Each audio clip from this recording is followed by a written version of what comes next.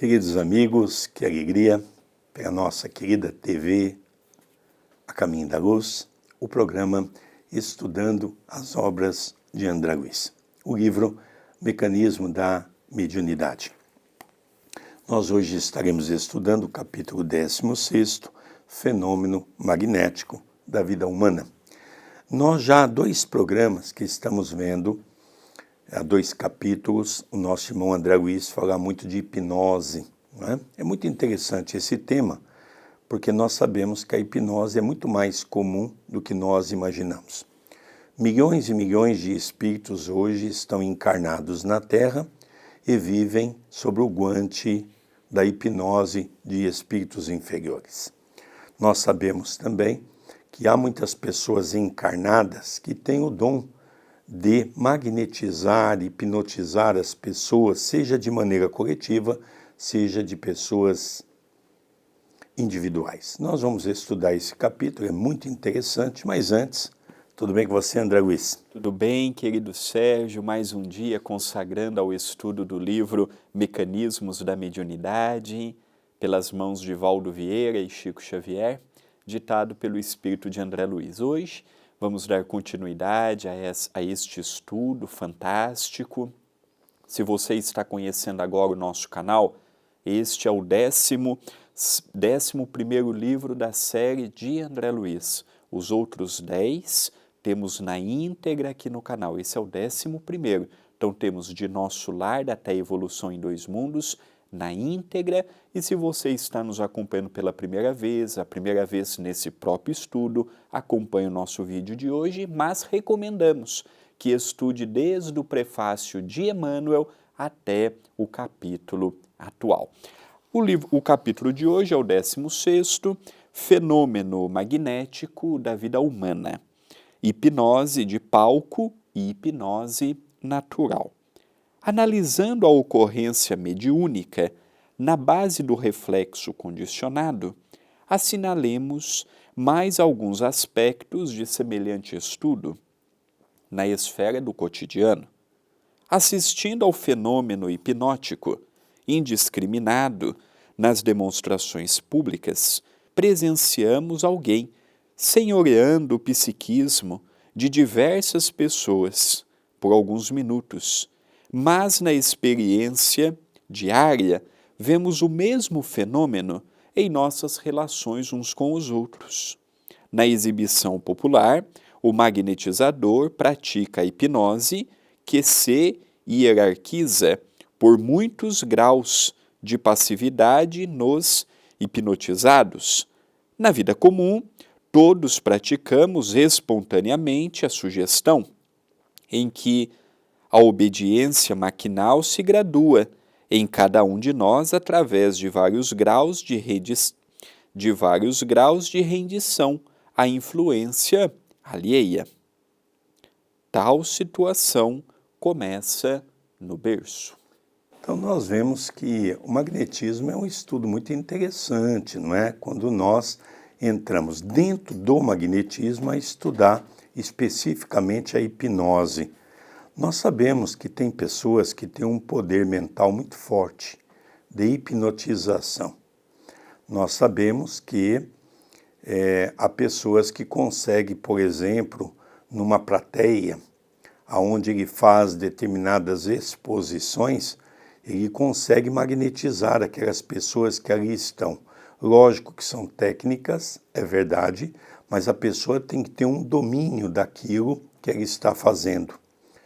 Tem também a hipnotização pessoal, individual, que também é muito comum, apesar de que há uma nota do escritor, no caso André Luiz, no capítulo passado, que ele faz uma advertência, que nós não deveríamos fazer a hipnose dentro de um centro espírita como terapia. Isso não é área dos espíritas. Chico Xavier também dizia que nós deveríamos fazer a TVP, que é terapia de vida passada, através das hipnoses, somente por profissionais. e quando houver uma necessidade, por exemplo, tentar descobrir um síndrome, uma pessoa que tem pânico do fogo, tem pânico de água, tem pessoas que têm pânico até da sombra.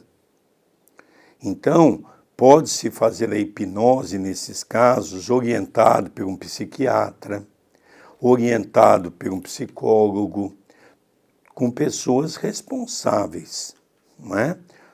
Porque isso é muito importante, essa advertência de André Luiz é muito importante para todos nós, que às vezes as pessoas vão se empolgando, não é? E um outro fator interessante que ele coloca aqui para nós é que na vida comum todos praticamos espontaneamente a sugestão. É interessante porque nós já percebemos que as pessoas que participam desse processo, naquele momento ela entra num campo que se permite ser hipnotizado. Qualquer pessoa pode ser hipnotizado? Não. Se você tiver uma mente naquele momento vibrando de maneira diferente, não permitindo entrar na faixa do magnetizador, do hipnotizador, você não fica hipnotizado. Você tem que primeiro se permitir. É por isso que quando nós vamos num lugar que tem um hipnotizador que chama as pessoas que queiram participar pela experiência, são pessoas que já estão adeptas a aceitar aquela condição. Então, logicamente, ele não chama qualquer um. Primeiro ele pergunta quem quer participar. Porque a pessoa também mentalmente tem que se permitir entrar naquela faixa do magnetismo, naquela faixa da hipnotização. Então isso é um outro fator muito interessante. E nós estamos toda hora sugestionando, principalmente pessoas que não têm o hábito de raciocinar, de que aceita tudo de maneira fácil. Essas pessoas, pelas sugestões que são lhe dadas, automaticamente ela vai entrando nessa faixa. No nosso dia a dia acontece muito dentro de um lar, dentro de um trabalho, não é? Em que a obediência maquinal se gradua. Nós passamos de uma maneira maquinal a ouvir aquela voz de comando e a exercer aquilo. Com o depassar do tempo, aquela pessoa tem um domínio sobre a nossa mente, não é? Em cada um de nós, através de vários graus de rendição à influência alheia. Então nós vemos que voltamos naquela frase de Jesus: conhecereis a verdade e a verdade vos libertará. É um capítulo extraordinário, porque agora ele começa a nos trazer para a vida prática nossa, para a vida íntima nossa, começando do berço até o atual momento. O próximo item a ser visto é centro indutor do lar. O lar é o mais vigoroso centro de indução que conhecemos na Terra.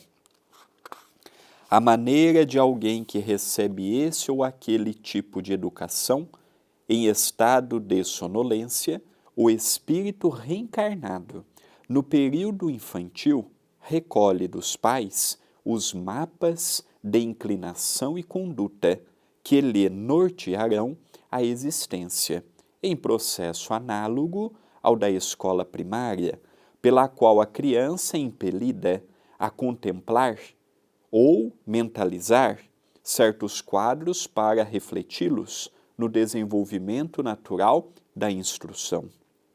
As almas valorosas, dotadas de mais alto padrão moral, segundo as aquisições já feitas em numerosas reencarnações de trabalho e sacrifício, constituem exceções no ambiente doméstico, por se sobreporem a ele, exteriorizando a vontade mais enérgica de que se fazem mensageiros. Contudo, por via de regra, a maioria esmagadora de inteligências encarnadas retrata psicologicamente aqueles que lhes deram o veículo físico, transformando-se por algum tempo em instrumentos ou médiuns dos genitores, em face do ajustamento das ondas mentais que lhes são próprias, em circuitos conjugados, pelos quais permutam entre si os agentes mentais de que se nutrem.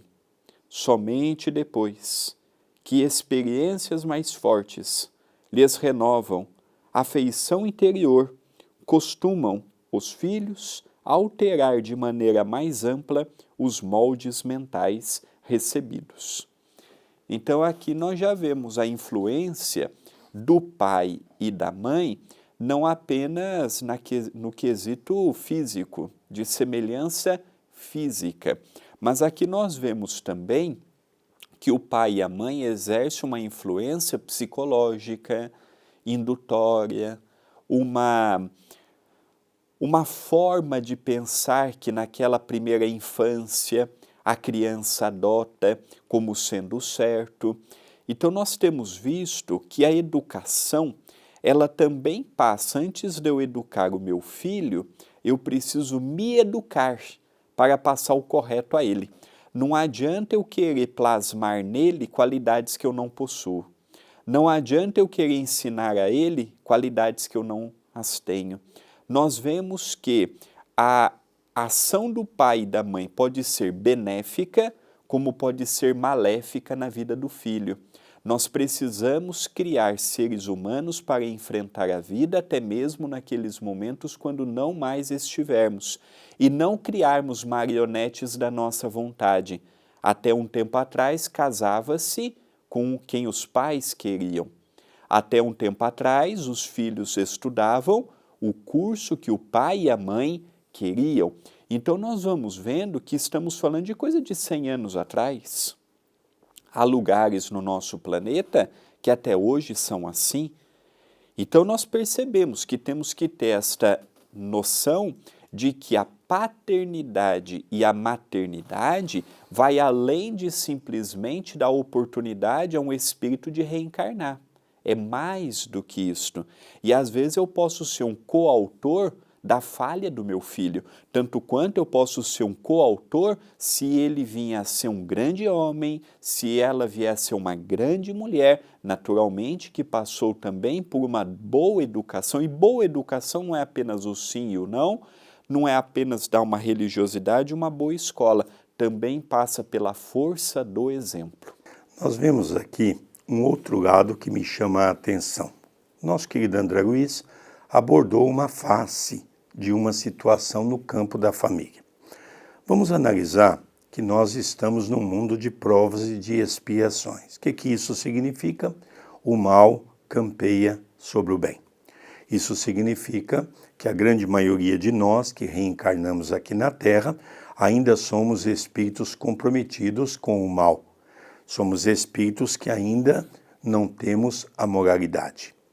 E aqui ele coloca 2 pontos interessantes.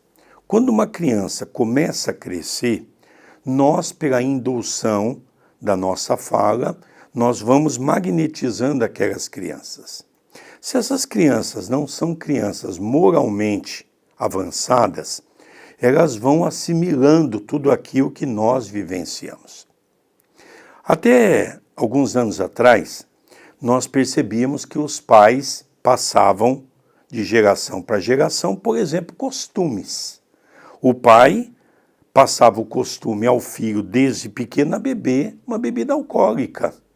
Isso era quase que comum, como ainda é até hoje.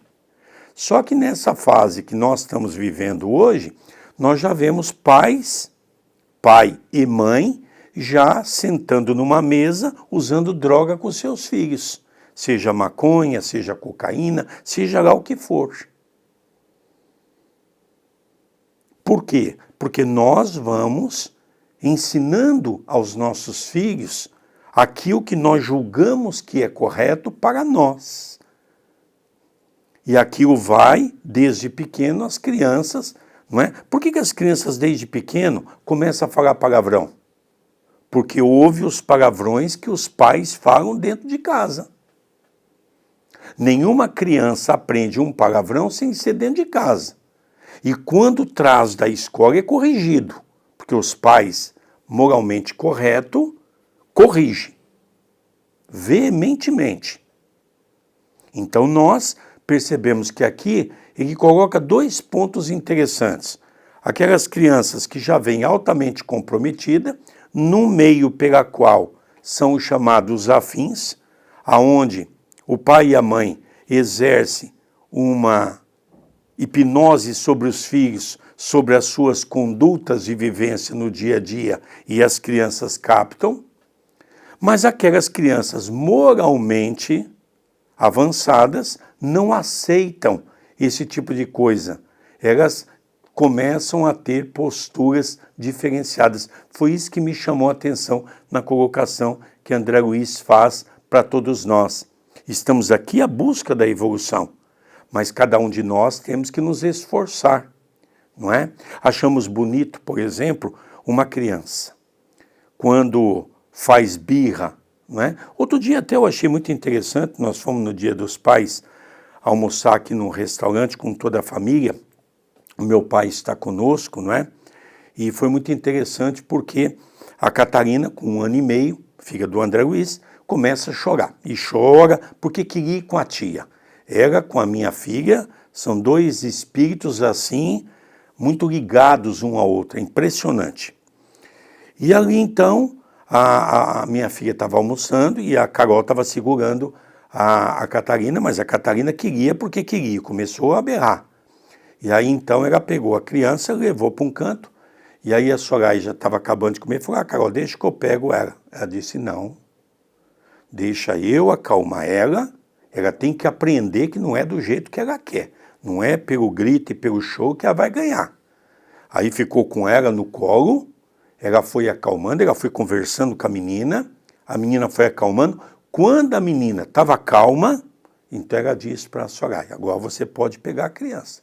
Essa é a maneira corretíssima de educar. Agora não.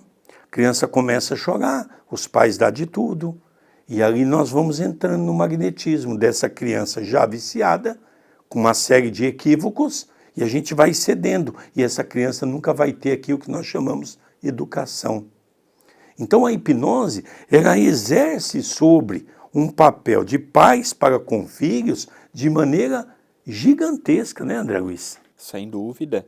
E aí a importância, não é, de termos a consciência que o papel do pai, o papel da mãe é primordial.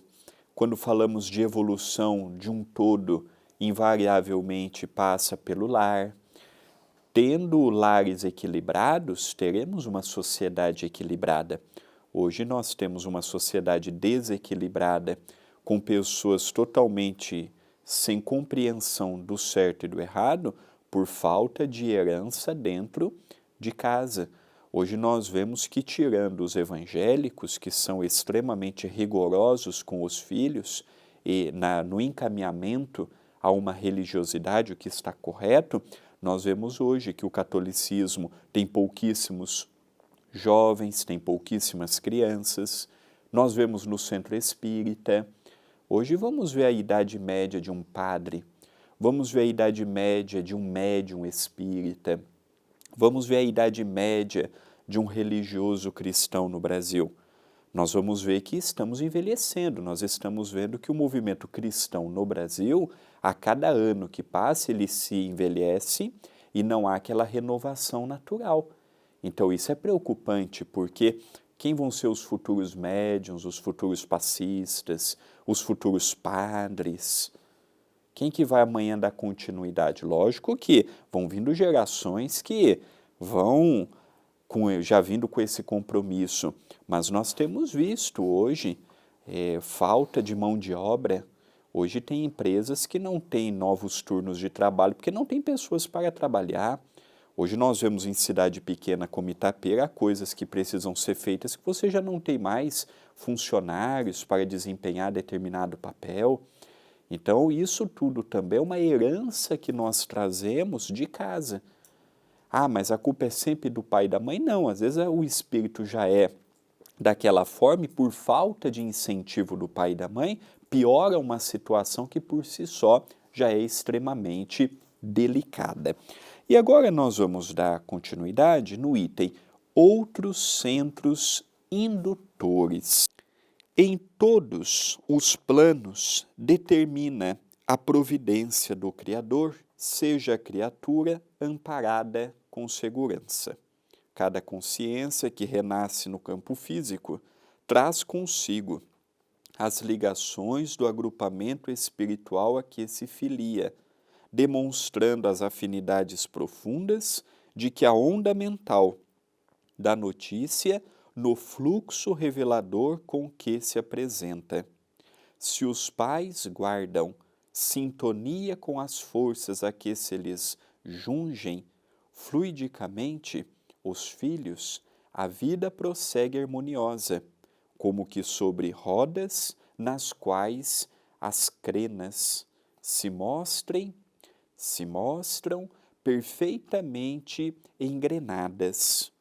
Entretanto, se há divergência, passada a primeira infância, começam atritos e desencontros, em face das interferências inevitáveis, com perturbações dos circuitos em andamento. Surgem as incompatibilidades e disparidades que a genética não consegue explicar. Enredados, a influência de companheiros que permanecem fora do vaso fisiológico, os filhos, nessas circunstâncias, evidenciam tendências inquietantes, sem que os genitores consigam reivindicar a autoridade de que se revestem.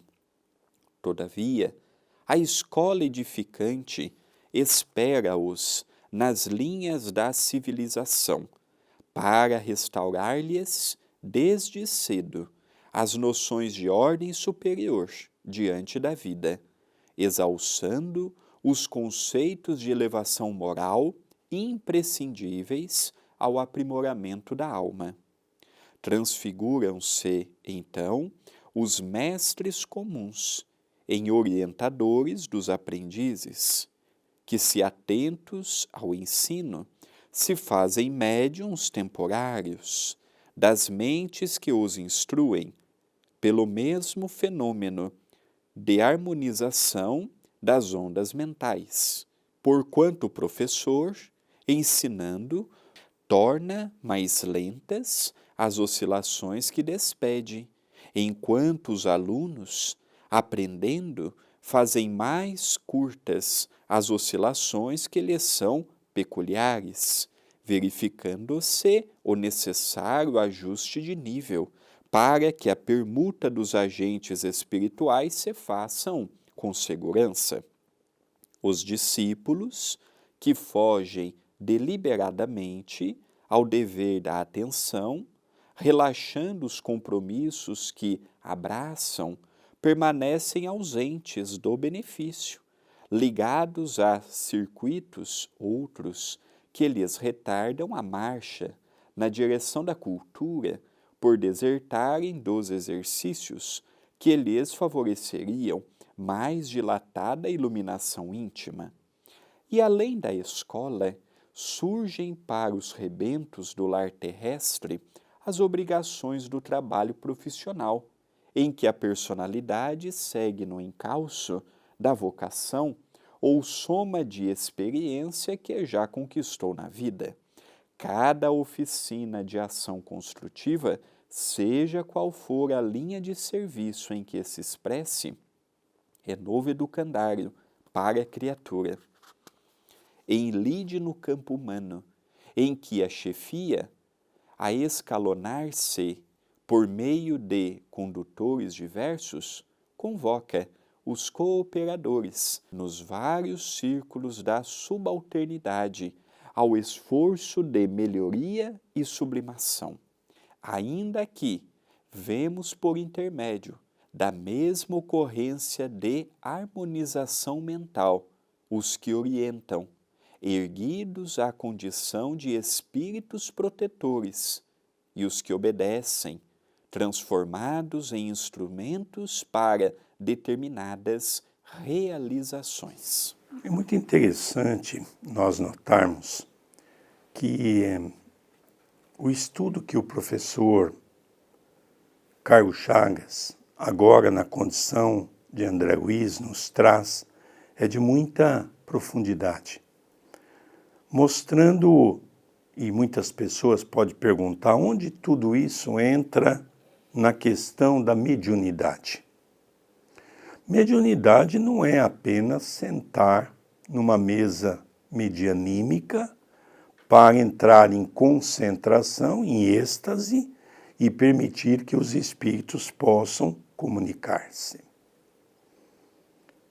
A hipnose também faz parte de uma condição medianímica, mesmo porque todos aqueles que sentam numa mesa mediúnica passam por esse processo, sob o comando do dirigente encarnado dos trabalhos e, ao mesmo tempo, também das equipes espirituais que atendem aquela atividade. Mas aqui ele vai dizendo uma coisa muito interessante, a importância de nós começarmos a nos aprofundar nos estudos, nos conhecimentos, para nós não ficarmos na condição de joguete na mão das pessoas. Eu sempre dou aquele exemplo, o que seria melhor? Você ter 10 pessoas e lidar com 10 pessoas que têm um estudo e têm uma boa formação, ou lidar com 1000 pessoas que não têm praticamente estudo nenhum? Logicamente é você lidar com 1000 pessoas. Porque essas 10 pessoas, tudo que você for fazer, ela vai te indagar por que você está fazendo assim. E as 1000 pessoas vão aceitar de pronto aquilo que você está mandando. E aquilo vai criando uma psicosfera mental e você vai gradativamente entrando nesse aspecto da hipnose. Então nós vamos vendo aqui um ângulo da hipnose, porque a gente pensa que o hipnotizador é só aquele que tem a técnica e agora eu vou te hipnotizar. E o hipnotizado fica ali, não é? Não. Nós vivemos, e como ele está explicando para nós, desde a formação do lar, com as crianças que vão chegando, até mesmo agora na sociedade que todos nós vivemos. Por isso que ele coloca aqui alguns aspectos muito interessantes para as nossas reflexões. Ele diz assim, olha, se os pais guardam sintonia com as forças a que se julgam fluidicamente os filhos, a vida prossegue harmoniosa, como que sobre rodas nas quais as crenas são os dentes de uma roda, né? Se ela estiver perfeita, a roda vai andar normalmente. Agora, se as crenas estiverem quebradas, a roda vai andar torta, né, André? Olha o nome do capítulo, Fenômeno Magnético da Vida Humana. Então, quando nós falamos assim, tudo se resume à energia, é uma frase verdadeira, mas vaga. Aqui André Luiz está nos dando uma definição extraordinária do porquê que a vida de fato é energia. E o quanto que esta energia pode nos arremessar para uma felicidade ou infelicidade. Pode nos arremessar para um futuro, como pode nos arremessar para o passado. Então, a partir do momento que eu levanto, que eu começo mais um dia, ali eu já começo a emitir pensamentos e atrair pensamentos. Ali eu já começo a captar energia e emitir energia perante aquele ambiente em que eu convivo. Compreendemos, pela luz da doutrina dos Espíritos, que muitos dos que dividimos uma mesma casa não estamos pela primeira vez juntos. Na grande maioria, já tivemos outros capítulos e hoje temos a oportunidade, seja para aprendermos uns com os outros, para desenvolvermos o respeito, para desenvolvermos a tolerância. Quando eu saio de casa para ir para um dia de trabalho, naturalmente que eu vou entrar em contato com a energia de outras pessoas. E quando eu falo outras pessoas, pessoas que tiveram muitas vezes uma educação e uma noção de valores totalmente diferentes das minhas. Quando eu vou conviver com a esmagadora maioria dos que estão ao meu lado, vemos ainda reinando os pensamentos de inveja, intriga, sem qualquer noção e base de religiosidade, de espiritualidade. Então, o mundo que nós vivemos, quando Jesus nos afirma vigiai e orai para não cairdes em tentação, além de não cairmos em tentação, também recomenda ao Senhor vigiarmos, para não deixarmos o que há de ruim nos outros entrar dentro de nós, penetrar o nosso íntimo, penetrar o nosso pensamento, penetrar a nossa vontade. Então, o tema de hoje, ele aplica-se diretamente à vida de cada um de nós. É interessante que essa última frase, porque agora nós vamos iniciar, mas antes ele diz assim: ainda aqui vemos por intermédio da mesma ocorrência de harmonização mental os que orientam, erguidos à condição de espíritos protetores, e os que obedecem, transformados em instrumentos para determinadas realizações. Por isso que nós vamos ver agora, e eu já vou antecipando um pouquinho, porque eu acho importante nós nos adentrarmos daqui a pouco com mais profundidade. O trabalho mediúnico só pode ocorrer quando tem harmonização dentro da casa espírita. Recentemente eu fiz 2 seminários em Portugal sobre essa temática da mediunidade. Nós fazemos um seminário praticamente do dia todo, não é? E num determinado momento eu vou buscar algo em Allan Kardec, que ele diz para nós que se um trabalho medianímico não tiver em total harmonização, nós não teremos a proteção dos espíritos superiores. Então tem muitas pessoas que perguntam: Sérgio, mas é possível que dentro de uma casa espírita, um trabalho mediúnico não tenha presença dos bons espíritos? Lógico que é, por que não? Se dentro daquele grupo reina brigas, reina desconfianças, reina atrito todos os momentos, reina a vaidade, reina o egoísmo. Você acredita mesmo que os bons espíritos vão perder tempo com um grupo que não é sério? Eu estou apenas aqui iniciando um item que nós vamos estudar agora, que o André vai ler com muita profundidade, que é todos somos médiuns.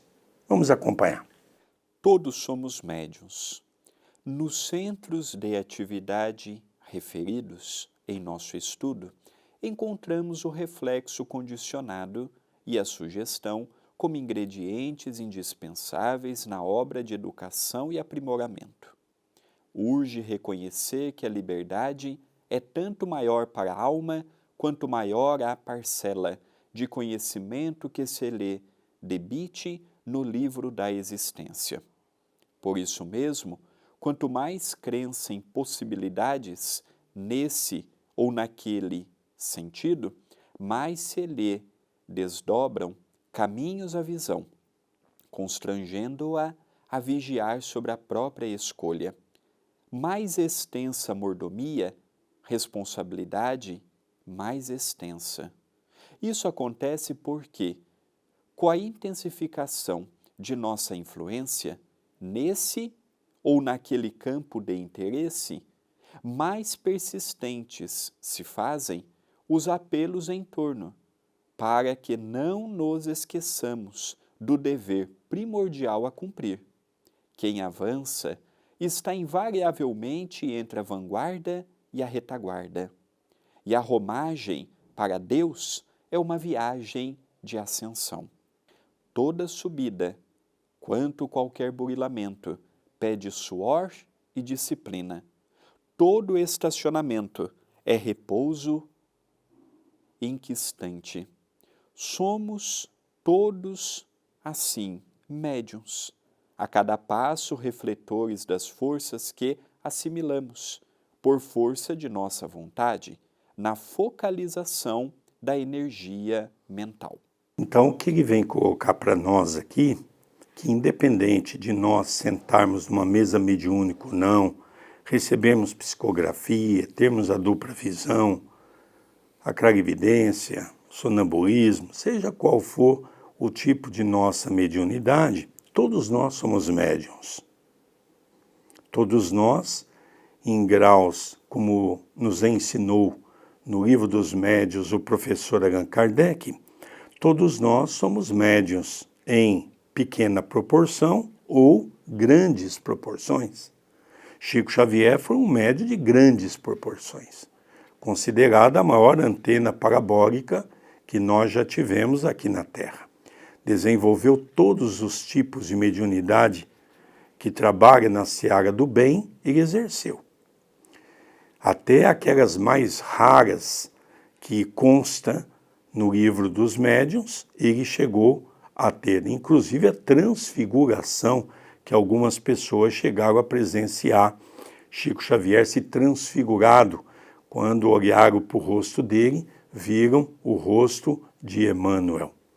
Então nós hoje percebemos que se somos médiuns é porque recebemos influenciação.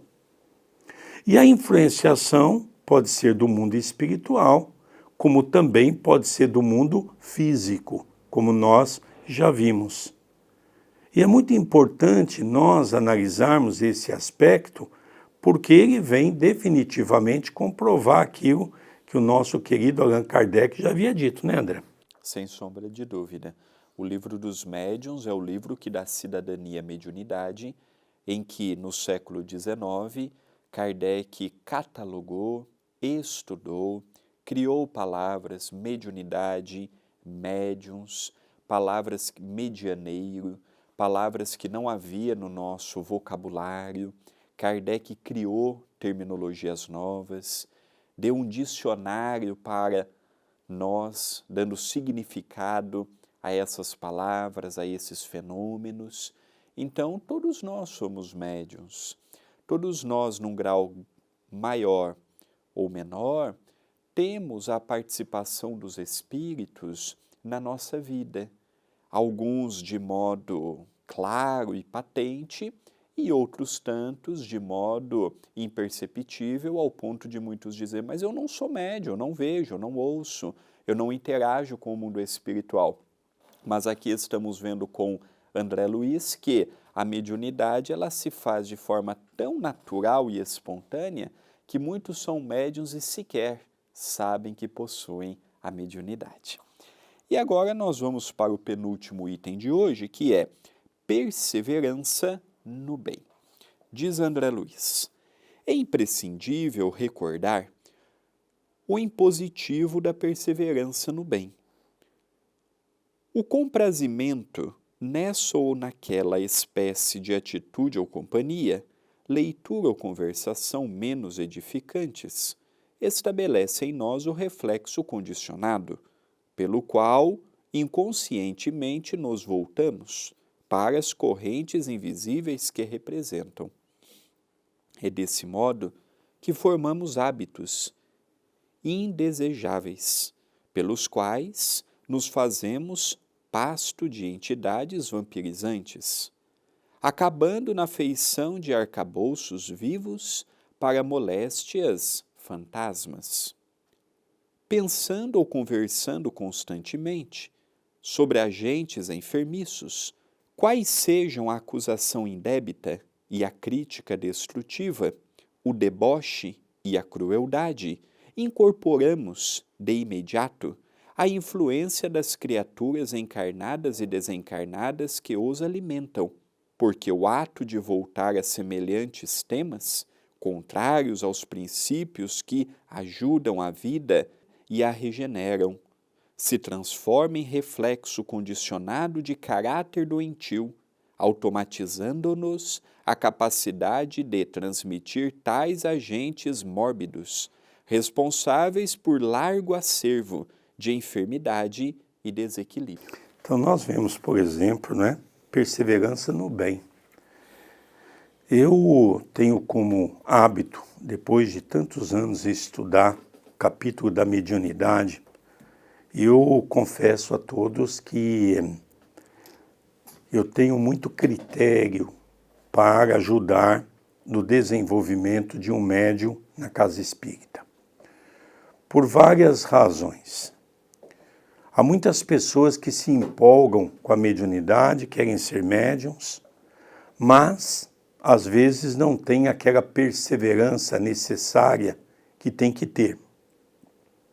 Assim sendo, acaba comprometendo a si mesmo, porque abre-se a glândula pineal, como nós já vimos em capítulos anteriores, e depois a glândula pineal não fecha mais. Como às vezes alguns amigos de outras crenças, também espiritualistas, como a Umbanda, Quimbanda, Candomblé, chegam a pregar que vai fechar o corpo. Não fecha corpo, mesmo porque não é o corpo que se fecha, é a glândula pineal. E a glândula pineal não se fecha, cientificamente. Então nós vamos percebendo aqui, André, que a perseverança no bem não é fácil. A perseverança no bem. Então nós vemos quantas pessoas que nesses 40 anos que eu vou completar, por exemplo, de assistência social, iniciou um trabalho conosco, achando que aquele trabalho de comida fraterna, sopa fraterna, é a coisa mais bonita do mundo, e essas pessoas, em determinado momento, essas pessoas acabaram abandonando tudo. Então é assim, as pessoas vêm pela dor, se encanta com o espiritismo, mas de repente começa a perceber que o mundo nos oferece muito mais do que aquilo que nós queremos. E aí nós optamos pelo mundo, né, André Luiz? Por isso que nós admiramos tanto Chico Xavier. Conseguiu ao longo de 75 anos aliar mediunidade e assistencialismo, mediunidade e caridade. Foi um grande instrumento na mão dos bons espíritos, trazendo revelações em cima de revelações, mas acima de tudo, manteve-se na sopa fraterna, na distribuição de pães, no abacateiro, na visita a famílias carentes. Então o Chico é um exemplo para nós. Jesus é um exemplo muito distante pela sua grandeza. E o Chico é um homem bom, que Deus enviou a nós, que pelo seu exemplo, pela sua dedicação, mostra que podemos sim viver o mundo e vencer o mundo. Então agora nós vamos ver essa continuidade, porque as pessoas, quando desistem, acabam entrando muitas vezes em processos obsessivos. E agora nós vamos ver o último item, que é gradação das obsessões. Gradação das obsessões. Muitas vezes, em nossos estados de tensão deliberada, inclinamo-nos para forças violentas que se nos insinuam no halo psíquico, aí criando fermentações infelizes que resultam em atitudes de cólera arrasadora, pelas quais, desprevenidamente, nos transformamos, na vida, em médiuns de ações delituosas, arrastados nos fenômenos de associação dos agentes mento-eletromagnéticos da mesma natureza, semelhantes aos que caracterizam as explosões de recursos químicos nas conhecidas reações em cadeia. É assim que somos, por vezes, loucos temporários, grandes obsediados de alguns minutos, alienados mentais em marcadas circunstâncias de lugar ou de tempo, ou ainda doentes do raciocínio em crises periódicas, médiuns lastimáveis da desarmonia, pela nossa permanência longa em reflexos condicionados, viciosos adquirindo compromissos de grave teor nos atos menos felizes que praticamos, semi-inconscientemente, sugestionados uns pelos outros, Porquanto perante a lei, a nossa vontade é responsável em todos os nossos problemas de sintonia. Então, quando não perseveramos no bem, quando assumimos um compromisso com a mediunidade e não exercemos com amor e com fraternidade, naturalmente estamos ali um passo da obsessão. Porque o que vem a ser a obsessão, senão uma mediunidade adoecida? Qual que é a diferença de ser um médium de psicofonia para ser um obsedado simples, um possesso, um fascinado? É a mesma, só mudando a frequência do espírito que acompanha o médium. Todo obsedado é um médium em potencial. Então nós vemos que a obsessão, ela só deixará de acompanhar a vida daquele encarnado, a vida nossa, a partir do momento que nós mudarmos a nossa frequência.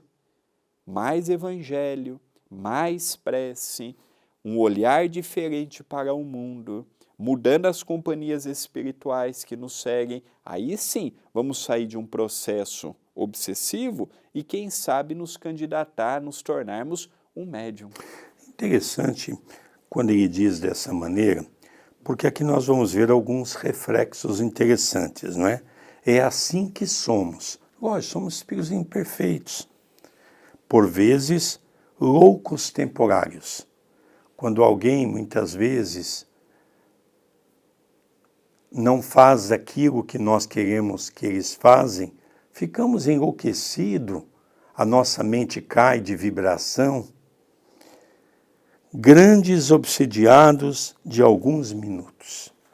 No livro Respostas da Vida, André Luiz tem uma frase que eu gosto muito, ele diz: basta apenas 1 segundo de nossa existência para entrarmos nas vibrações dos nossos irmãos obsediados. E muitas vezes, como nós temos ainda esse desequilíbrio, quando nós colocamos uma coisa em nossa mente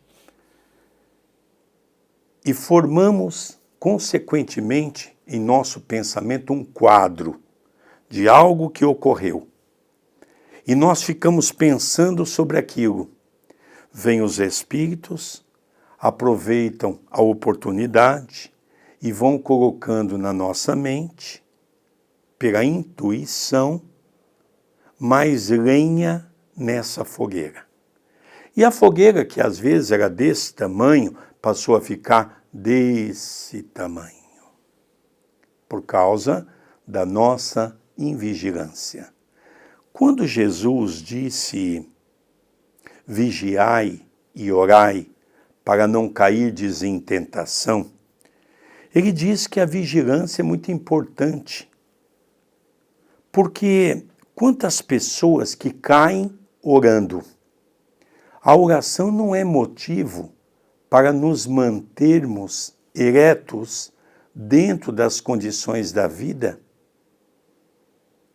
Se não tivermos a vigilância necessária, a prece por si só, ela cai por terra. E nós ainda, por termos os nossos problemas familiares, diga de passagem, qual de nós aqui que não temos familiares difíceis? Qual de nós aqui que não temos problemas de saúde nessa ou naquela condição? Qual de nós que não temos dificuldades de relacionamento na sociedade onde vivemos, no trabalho onde realizamos, seja numa casa espírita, seja no meu ganha-pão? Problemas temos que aprender a conviver, porque temos todos os dias. Então, por isso que ele diz que a obsessão, ela nos envolve de maneira muito fácil, porque nós nos desequilibramos muito fácil. Até que desequilibrar é natural, porque somos seres imperfeitos. Mas a questão é a recomendação que Jesus nos oferece. Eu me desequilibro, eu caio. eu aprender a levantar rapidamente, entrar em vigilância. Opa, isso não pode acontecer comigo. E entrando em vigilância, aí sim eu vou entrar em prece, convidando os bons espíritos para estar comigo. Queridos amigos, olha que capítulo fantástico, muita reflexão, muitas dicas, muitas orientações para a nossa meditação, reflexão e também sugestões para colocarmos de imediato em prática. O canal é monetizado e a sua ajuda é fundamental. O gostei, o comentário no vídeo, o compartilhamento para amigos e familiares. Se torne membro do canal, colaborando com as 3 toneladas de comida que fazemos e distribuímos mensalmente no CEPAC. E se inscreva no canal e habilite as notificações. A sua ajuda, ela é muito importante. Queridos amigos, é com grande alegria que nós apresentamos o programa Estudando as Obras de André Luiz. Você que está nos assistindo pela primeira vez, é importante que você vai lá no menu do YouTube, no livro que é específico, que é Mediunidade, Mecanismo da Mediunidade, e você, desde o prefácio, comece a estudar conosco. Mas também você tem um arsenal de estudos, porque esse é o 11º livro. Você tem lá, desde o primeiro, Nosso Lar, todos os livros estudados, desde o prefácio até o último capítulo. Então você tem aí um arsenal de informações que você pode estudar conosco. E vou te pedir, sempre com muito carinho, aquele pedido que eu sempre faço. Se você gostou, compartilhe. Vamos fazer com que essa mensagem chegue a mais pessoas. E também não esqueça de dar o gostei. Queridos amigos, um beijo no coração de todos e até o próximo programa.